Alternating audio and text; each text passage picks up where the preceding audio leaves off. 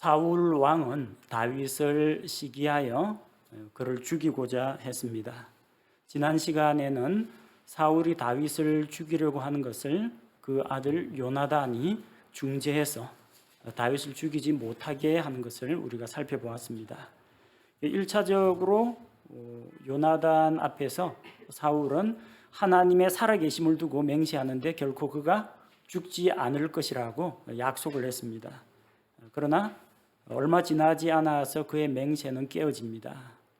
사울은 다윗을 노골적으로 죽이려고 했습니다.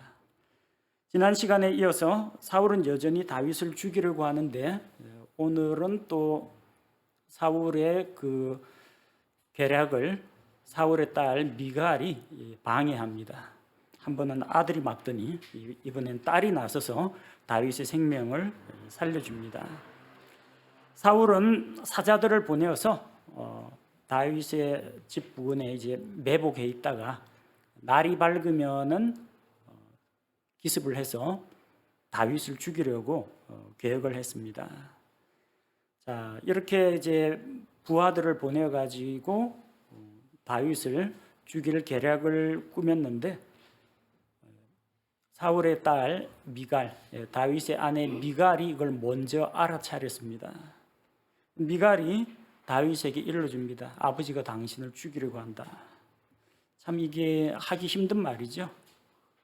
아무리 장인하고 사위 사이가 안 좋다고 하더라도 자기 딸하고 결혼한 사위를 죽이려고 하는 장인은 아마 거의 없을 겁니다.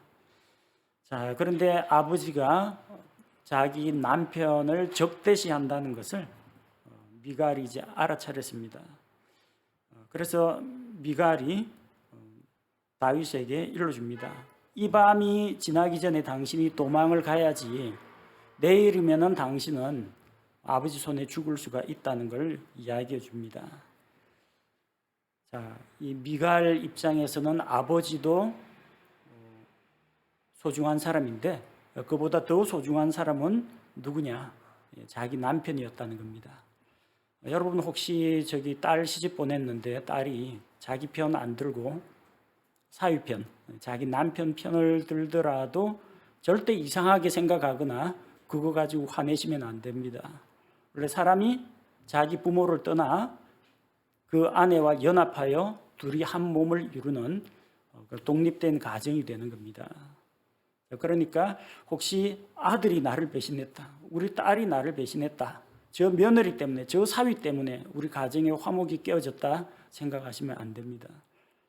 가정은 남편과 아내가 이루어가는 최소 단위입니다.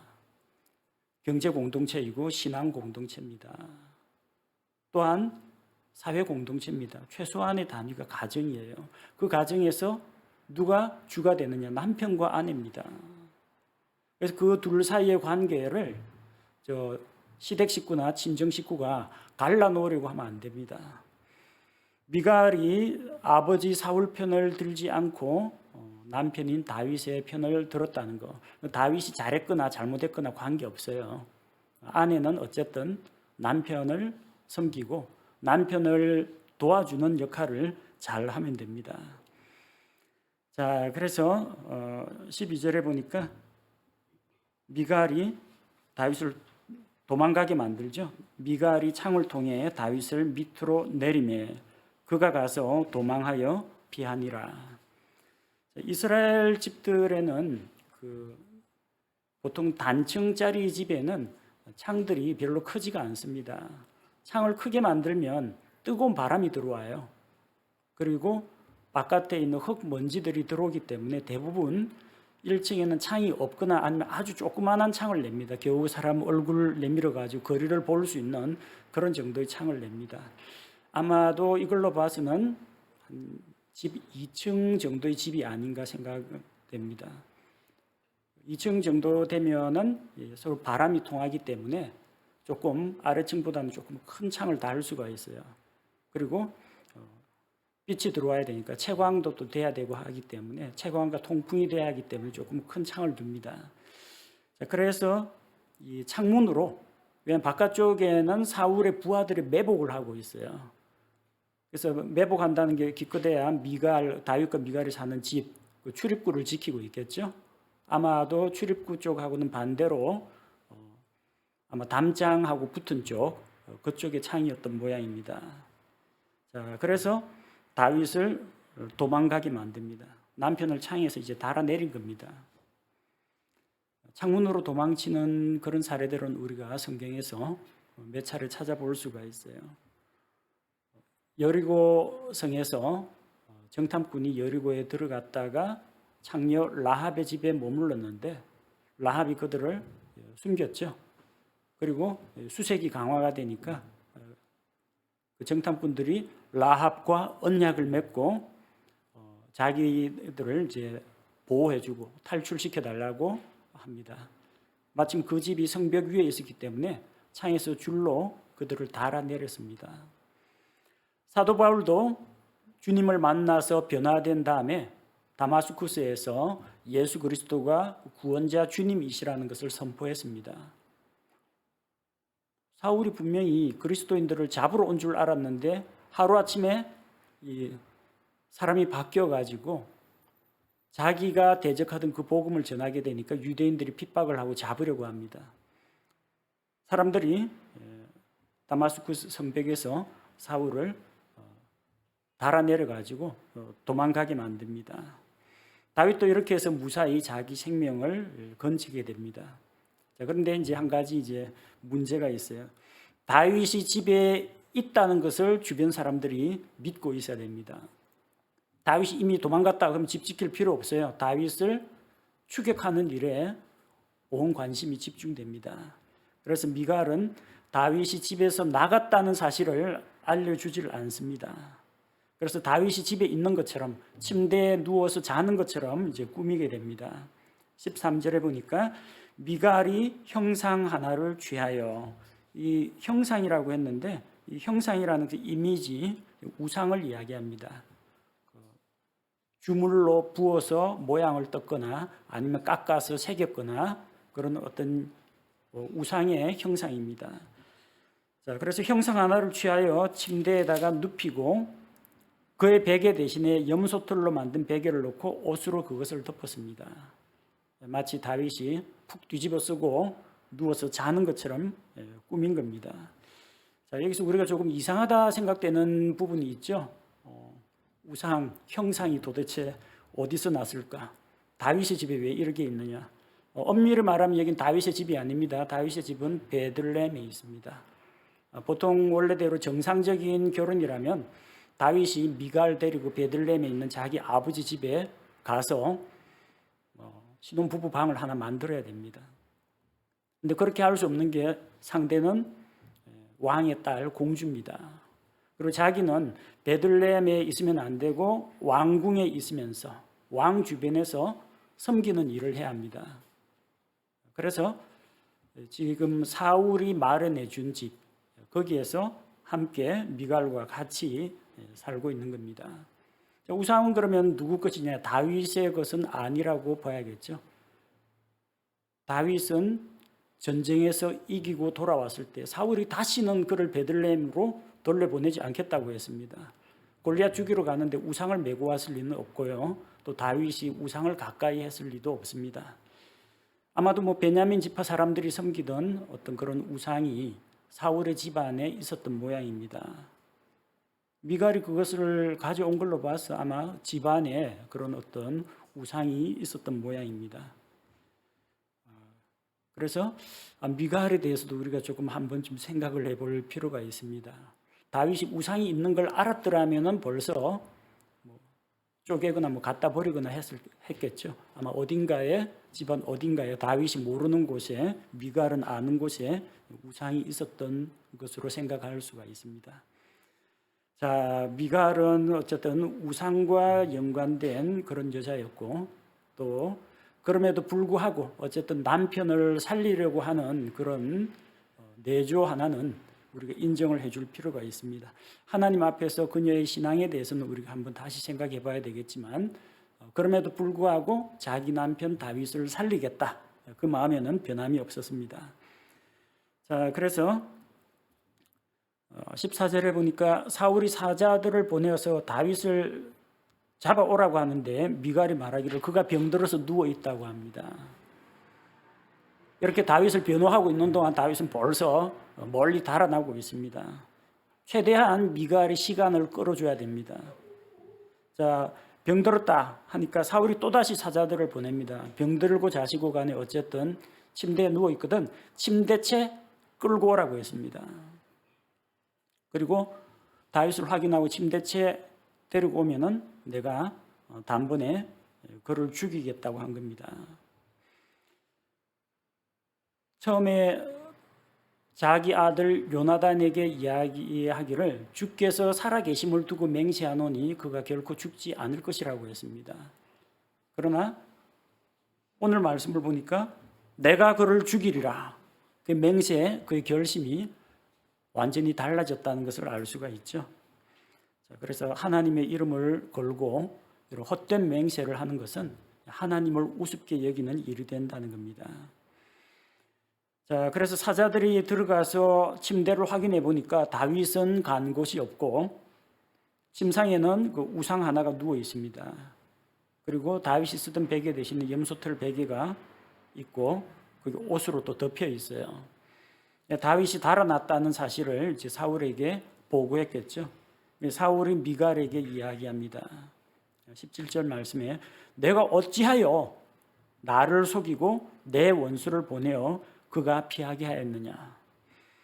자, 어찌하여 나를 속이고 아버지를 속인 것은 사실입니다. 근데 내 원수를 피하게 하였느냐. 누가 원수예요? 다윗이 사울에게 원수라고 했습니다. 다윗은 사울에게 어떤 실수나 잘못을 범하지 않았습니다. 사울은 다윗을 자기 사람으로 여겼고 자기의 신실한 신하 하나님께서 함께하는 사람으로 알고 있었는데 또 이스라엘 민족을 구했고 전쟁을 승리로 이끌었는데 그가 다윗에 대해서 평가하는 것은 이제 달라졌습니다. 전쟁 영웅도 아니요 민족의 구원자도 아니요 하나님의 사람도 아니고 내 원수. 맞는 표현이긴 합니다. 다윗은 하나님의 원수도 아니고 이스라엘 백성의 원수예요. 미워하는 사람은 딱 한 사람, 사울 자신입니다. 사울은 그 화를 자기 딸에게 퍼붓습니다. 왜 나를 속이고 내 원수를 살려서 보냈느냐 하는 겁니다. 미갈은 아버지 앞에서 변명을 합니다. 다윗이 말하기를 나로 가게 하라. 가게 하지 않으면 내가 너를 죽여야 하는 그런 일이 일어날지도 모른다. 그 협박을 당했다.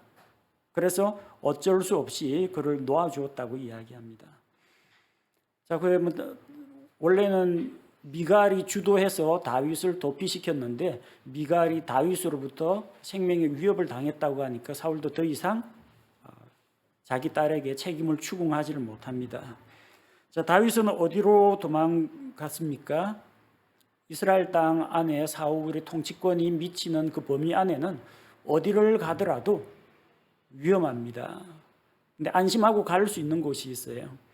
대언자 사무엘에게로 찾아가면 됩니다. 설마 하나님의 사람인 사무엘 앞에서 사울이 다윗을 죽이기는 아마 어려울 겁니다. 다윗은 그래서 사무엘이 있는 라마로 피신했습니다. 사무엘의 집이 있는 곳이 라마죠. 우리가 이전에 사무엘기상 8장에서 이스라엘의 장로들이 사무엘을 만나러 온 것이 라마입니다. 또 사울이 아말렉을 진멸하라는 하나님의 말씀에 불순종하고 사무엘이 사울에게 하나님의 말씀을 대언해서 당신의 왕위가 다른 사람에게로 넘어간다. 당신이 주님을 버렸기 때문에 주께서도 당신을 버렸다. 그걸 선포하고 사울과 결별했습니다. 사울은 자기 갈 곳으로 베냐민 지파의 땅으로 돌아가고 사무엘은 자기 고향 라마로 돌아갔습니다. 또 사무엘이 다윗을 만나 사무엘이 베들레헴에서 이새의 집에 방문해서 다윗에게 기름을 부은 다음에 돌아간 것도 라마입니다. 그래서 사울의 손길을 피해 가지고 다윗이 도망간 곳이 라마에 있는 사무엘에게입니다. 왜냐하면 사무엘 대언자와 있으면은 어느 정도 안전하다고 볼 수가 있고 또 하나님의 말씀을 대언자 사무엘로부터 즉시로 들을 수 있기 때문입니다. 혹시 다윗을 왕으로 세운 것이 잘못됐다거나 아니면은 하나님께서 대언자 사무엘을 통해서 다윗에게 어떤 말씀을 들려주실 수 있기 때문에 다윗은 대언자를 찾아갔습니다. 그리고 사무엘을 만나서 지금까지 자기에게 일어났던 일들, 하나님의 도움으로 전쟁에서 승리한 일들, 그리고 사울이 자기를 어떻게 대우하다가 최근에 사울이 어떤 이상한 증상을 보였는데 악한 영에게 사로잡혀가지고 사람이 심성이 이상하게 변하고 파괴적이고 공격적으로 변했다는 이런 사실과 또 자기를 죽이려고 하는데 요나단과 미갈이 자기를 도와서 피하게 해줬다는 이런 자기 사정을 사무엘에게 모두 이야기하고 사무엘은 그가 다윗이 자기와 함께 머물도록 했습니다. 마땅히 갈 곳이 없어요. 대언자 사무엘과 같이 있는 것이 안전하고 또 대언자와 함께 있으면은 그래도 하나님의 말씀도 나누고 찬양도 같이 하고 교제를 나눌 수가 있기 때문에 다윗은 거기에 머물렀습니다. 그런데 아무리 다윗이 은밀하게 몰래 사무엘을 찾아간다 하더라도 이스라엘 땅이 여러분 생각하는 것만큼 그렇게 넓진 않아요. 조그맣습니다. 인구도 얼마 안 되고요. 그래서 웬만하면은 누가 어디서 누구 만났다 하면은 소문이 금방 퍼지게 되어 있습니다. 그래서 그가 거기에 거한다는 사실이 소문이 퍼져나갔습니다. 19절에 보니까 어떤 이가 사울에게 고하여 이르되 보소서 다윗이 라마의 나이옷에 있나이다 하며 산속 깊은 동굴에 숨었으면 아마 발각이 안 됐을 텐데 대언자 사무엘은 워낙 유명하지 않습니까? 또 다윗은 어디를 가더라도 사람들에게 잘 알려진 사람이잖아요. 그러니까 어디서 내가 다윗을 봤다, 사무엘과 같이 있더라 이 이야기가 이 동네 저 동네 퍼져나가면 언젠가는 사울의 귀에도 들어가게 된다는 겁니다. 사울은 사람들을 풀어가지고 다윗의 행적을 이제 수소문합니다. 그래서 어디에 있는지 알면 군대를 이끌고 가서라도 그를 죽이려고 했습니다. 마침 이제 제보가 들어왔습니다. 다윗의 은신처를 알아냈는데 사무엘과 함께 라마 나이옷에 있다는 것을 알게 되었습니다. 그래서 사울은 사자들을 보내가지고 다윗을 잡으라고 합니다. 자, 20절에 보니까 사울이 다윗을 잡으려고 사자들을 보내었는데 사자들이 어디로 갔어요? 라마 나이옷으로 갔습니다. 그들이 대언자들의 무리가 대언하는 것과 사무엘이 임명을 받아 그들을 다스리는 자로 선 것을 볼 때에 하나님의 영께서 사울의 사자들에게 임하심에 그들도 대언을 했다고 합니다. 사울은 자기 부하들을 보내어서 사무엘과 같이 있는 다윗을 붙잡아 오라고 했습니다. 죽이라고 했습니다. 그런데 보니까 사자들이 가보니까 사무엘이 있는데 대언자들의 무리와 같이 있습니다. 그리고 그가 그 대언자들을 다스리는 우두머리로 있는 것을 보게 되었습니다. 이걸 보면 이 당시에 신학교라고 하기는 좀 그렇지만 대언자 학교, 대언자 양성소가 있었다는 것을 우리가 짐작할 수가 있습니다. 이전에 그 사울이 기름 부음을 받았을 때 기름 부음 받고 자기 고향으로 돌아갈 때 산당에서 대언자들의 무리가 내려오는 것을 보았죠. 대언자들의 무리가 악기를 연주하면서 내려왔습니다.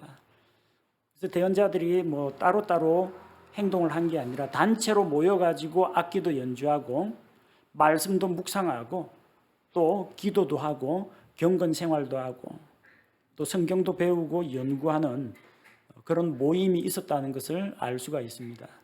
그런 대언자들이 뿔뿔이 흩어진 사람들이 아니고요. 대언자들의 우두머리 수장으로 사무엘이 그들을 다스리고 있었다는 겁니다. 대언자 학교입니다. 그래서 그 사자들이 대언자들의 무리가 함께 하나님의 말씀을 대언하는 것을 보게 되었는데 잡으러 온 이 사울의 사자들에게도 하나님의 영께서 임하자 그들이 대언을 했습니다. 원래는 사람 죽이러 왔습니다. 다윗 붙잡으려고 했습니다. 하나님의 영께서 그들을 지배하니까 그런 악한 행동은 하지 못하고 그들도 대언자들의 무리에 섞여가지고 같이 대언을 하게 된 겁니다. 그래서 간 사람들이 사자들을 보냈는데 이게 뭐 하몽차사도 아니고 소식이 끊어졌어요. 사울이 다른 사자들을 또 보냈습니다. 또 보냈는데 그 사람들도 라마나요에 가서 대언자 사무엘과 또 대언자들의 큰 무리가 있는 것을 보니까 옛날에 그 앞서 갔던 사자들도 거기에 같이 있어요. 잡으려고 또 보니까 하나님의 영께서 두 번째로 보낸 그 사울의 사자들에게 임해서 그들도 또 대언을 합니다.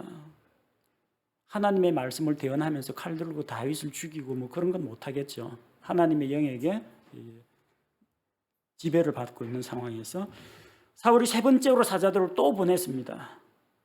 보니까 다윗도 있고 대언자 사무엘도 있고 앞서 1차, 2차로 갔던 그 사자들도 아직도 거기서 대언자들 무리하고 같이 대언하고 있어요. 세 번째 보낸 사람들도 똑같이 대언을 합니다. 가는 족족 돌아오질 않으니까 이제 사울이 자기가 직접 찾아 나섭니다. 물어 찾아가는데 대언자 사무엘이 있는 곳은 알고 있죠. 그래서 22절에 이에 그도 라마로 가서 세구에 있는 큰 우물에 이르러 물어봅니다. 대언자 사무엘과 다윗이 어디 있는지 물어보니까 그들이 라마의 나요시에 있다고, 라마 나요시에 있다고 일러줍니다. 소문을 빨리 들을 수 있는 방법은 사람들이 많이 모이는 곳에 가야 소식을 들을 수가 있어요. 당시에 그런 소문이 잘 나는 곳, 잘 퍼지는 곳이 우물가입니다. 우물가에는 이제 물길로 온 사람도 있고 뭐 주변에 뭐 빨래를 하는 사람들도 있을 테고 아낙네들이 수다도 떨고 동네 뭐 이런저런 소식들 주고받고 그럽니다. 그래서 저 세구에 있는 큰 우물에서 사울이 대언자 사무엘과 다윗의 행적을 물어봅니다. 그리고 사람들은 자기가 아는 대로 라마 나요시에 대언자 사무엘과 같이 있다는 것을 일러주었습니다. 사울도 이제 단단히 무장을 하고 다윗을 만나면은 죽이겠다 그런 결심을 하고 딱 갔는데 하나님의 영께서 사울에게도 임했습니다. 원래 하나님의 영께서 구약 시대에는 어떤 특별한 목적을 가지고 그 사람을 사용하시기 위해서 사역을 위해서 주의 영께서 임재하셨습니다. 그런데 이제 사울이 불순종하니까 하나님의 영께서 떠나셨어요. 그리고 가끔 가다가 악한 영에게 사로잡혀 가지고 사울이 이상한 행동, 공격적인 행동을 하곤 했습니다. 근데 그 하나님의 영께서 대언자 사무엘과 또 대언자들의 무리가 있는 앞에서 사울에게도 임했다는 겁니다. 자, 그러자 사울이 라마의 나요시에 가는 동안에 계속 가면서 하나님의 영께서 임하니까 대언을 합니다. 사무엘도 만났습니다. 다윗도 그 자리에 있어요. 대언자 사무엘과 같이 있기 때문에. 자, 그런데 사울은 칼을 뽑아가지고 다윗을 죽이지는 못하고 사울이 사무엘 앞에서 대언을 합니다. 앞서 갔던 그 자기가 보낸 사자들 세 팀하고 같이 마찬가지로 대언을 합니다. 그리고 온 낮과 온 밤 동안 벌거벗은 채 사무엘 앞에 누웠습니다. 벌거벗은 채라고 하는데 좀 완곡한 표현입니다. 완전히 다 탈의를 했다면 아마 사무엘이 못 볼 걸 봤다고 아마 그 자리를 피했을 겁니다. 사무엘 앞에 그렇게 벌거벗었다는 이야기는 이스라엘에서는 그 속옷 차림에 있는 것을 벌거벗은 것이라고 합니다. 자기 몸의 일부를 드러냈다고 합니다. 완전히 올 나체는 아닙니다. 올 나체 같으면 대언자 사무엘로부터 호된 질책을 받았겠죠. 그리고 사무엘이 그 앞에서 가만히 사울이 누워 있는 걸 지켜보고 있지는 않았을 겁니다. 자, 그래서 온 낮과 온 밤 동안에 벌거벗은 채 누워가지고 어쨌든 하나님의 영이 임했으니까 다윗을 죽이겠다는 그 폭력적이고 공격적인 활동은 못하고 대언을 하는 겁니다. 그래서 이제 사람들 사이에 한 가지 말이 나돌게 되었습니다. 어떤 말이 나돌았어요? 사울도 대언자들 가운데 있느냐? 여러분 이 표현 이전에 사무엘기상 10장에서 한번 나왔습니다. 사울이 사무엘로부터 기름 부음을 받고 사무엘이 가다가 이런 사람을 만나고 이런 표적을 보게 될 것이라고 했습니다. 아니나 다를까 자기가 돌아가는 길에 산당에서 악기를 연주하면서 내려오는 대언자들의 무리와 마주쳤는데 하나님의 영께서 사울에게 임하니 그가 변하여 새 사람이 되고 그도 대언을 했습니다. 그때 사람들이 한 말이 있죠. 사울도 대언자들 가운데 있느냐?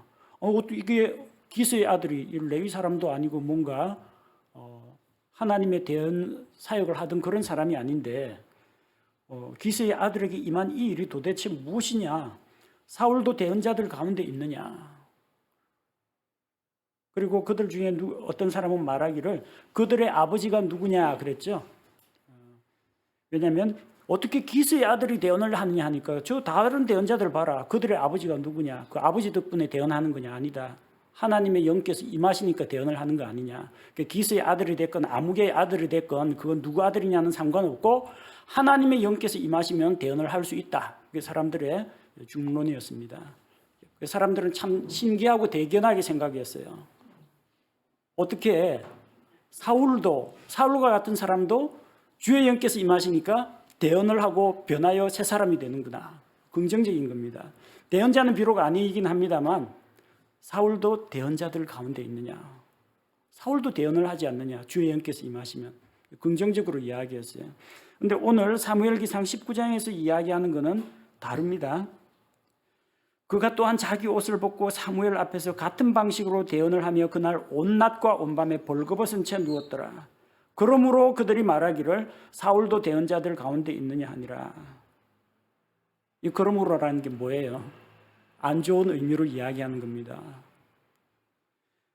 사무엘기상 10장에서는 긍정적인 쪽으로 주의 영이 임하시면 사울같이 기스의 아들이건 누군가에 어쨌든 대언을 하게 된다. 긍정적인 쪽으로 이야기했는데 대언을 하면 다 대언자냐는 겁니다. 대언만 하면 다 대언자냐. 시기심에 사로잡혀서 질투에 사로잡혀서 이스라엘을 구한 영웅 다윗을 죽이려고 하고 그리고 정말 하나님의 영의 지배를 받지 않고 수시로 악한 영의 지배를 받아가지고 막 폭력적으로 변하는 이런 사람이 대언을 한다고 해서 대언자라고 우리가 불러야 되겠느냐? 사울도 대언자들 가운데 있느냐? 절대 아니다. 대언만 하면 다 대언자냐? 19장에서는 부정적인 쪽으로 이야기합니다. 여러분 똑같은 말인데 뉘앙스가 달라요. 사울은 처음에 가지고 있던 하나님 앞에서 변하여 새 사람이 되었는데 그 새로운 삶을 계속 유지하지 못했습니다. 시기와 질투와 분노와 증오에 사로잡혀서 주의 영께서는 그를 떠났고 악한 영의 지배를 받았습니다. 그래서 일시적으로 대언자 사무엘과 함께 있는 사람들처럼 주의 영이 임해가지고 대언을 했다고 하더라도 그는 결코 대언자가 될 수 없는 사람이라는 그런 의미입니다. 오늘 등장하는 인물들 살펴보십시오. 다윗이 있고 미갈이 있고 사울이 있고 사무엘 대언자가 있습니다. 사울은 증오와 적개심에 불타올라서 다윗을 죽이려고 하고 미갈은 어떻게 해서든지 자기 남편을 아버지의 손에서 구출해 내려고 합니다. 다윗은 사울과 맞붙어서 싸울 만한 용맹과 힘이 있었지만 맞서 싸우지 않고 조용히 도망가는 길을 선택합니다. 사무엘은 그런 다윗을 받아들여 줍니다. 이 등장인물들의 옛날 구약시대에 살았던 그때 그 사람들이 아니라 결국은 오늘날 누군가는 사울처럼 누군가는 다윗처럼 쫓기고 누군가는 미갈처럼 다윗을 도와주는 자가 될 테고 누군가는 대언자 사무엘처럼 하나님의 영이 충만하여서 주변에 있는 다른 사람들까지도 주의 영에 사로잡혀서 대언을 하게 만드는 그런 사역을 하고 있을 겁니다. 여러분 각자는 어디에 속해 있는지 한번 생각해 보시기 바랍니다. 사울은 아들 요나단에게도 믿음을 주지 못했습니다. 요나단이 아버지 그 잘못하는 겁니다. 말렸습니다. 사울은 자기 딸 미갈에게도 신뢰를 얻지 못했습니다. 아버지가 하는 게 옳지 않습니다. 나는 내 남편 살려야 되겠습니다. 아들, 딸한테 외면당했습니다. 아들, 딸이 아버지를 미워한 게 아니라 아버지가 하는 일이 정당하지 않았기 때문입니다. 반면 다윗은 그 사울의 아들 요나단, 자기 친구 요나단에게도 인정받았고 사울의 딸 미갈, 자기 아내 미갈에게도 인정을 받았습니다. 친구에게서도 아내에게서도 믿음을 얻었다는 겁니다. 하나님께 인정받는 사람은 사람들 앞에서도 인정받게 됩니다. 그냥 독불장군처럼 마구 행하면서 너희들은 몰라도 돼. 하나님만 날 알아주시면 돼. 근데 그런 홀로 독단적인 믿음을 가진 분이 더러 있는가 하면 일반적인 경우에는 하나님으로부터 인정받으면 사람들로부터 인정을 받게 됩니다. 왜냐하면 하나님과 함께하는 그 사람은 말과 행실에서 선한 간증들이 드러나기 때문입니다.